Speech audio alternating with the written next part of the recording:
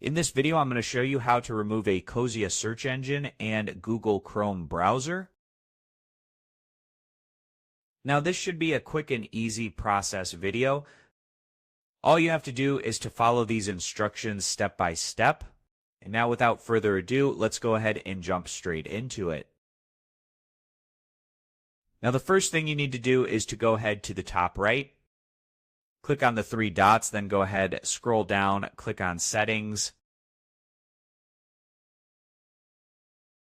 Then just go ahead to the left side, click at Search Engine. And here you can find your search engine that's available now. Just go ahead, click on Manage. And here you can go ahead, turn it off. Just click on this button right here. Then scroll down, toggle this bottom tool, toggle it off. And here you can remove this extension permanently. Just click on it, then click on Remove.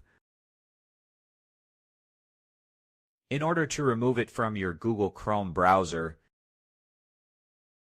now you can choose the reason why you want to delete it, then click on Send. And now it should be good to go. Just go ahead, open up a new tab, and here you have it. So this was how to remove a Ecosia search engine in Google Chrome. As always, thank you for watching.